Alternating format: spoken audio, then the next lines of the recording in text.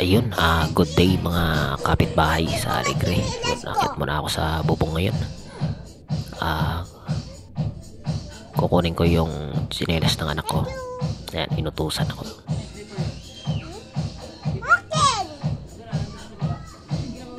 Ayan, pinabalik ko siya kasi aakyat din siya dyan sa bubong.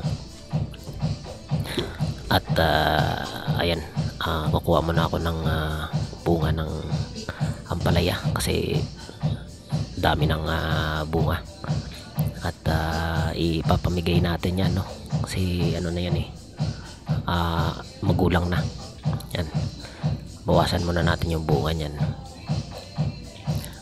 At ano na yan, puputulin natin yung malunggay after na maubos na yung bunga ng ampalaya natin dyan.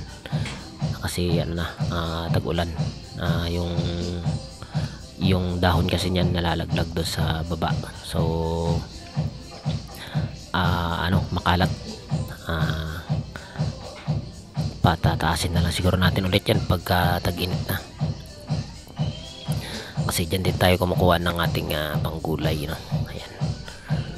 Ayan, kumuha tayo ng tatlo. Ayan, maraming bunga yan eh, tatlo. Tapos sa sunod na araw meron ulit na apat yan, no? Apat na harvest. Ayun, may nagpapacheck ng bahay pala.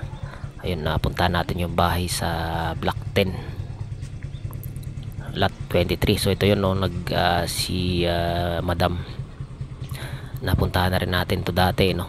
Ayun, tiningnan lang, pinapatingnan lang sa atin kung kamusta yung damo. Ay, medyo mataas yung damo, ano? Ayan, tapos chinek din natin yung likod.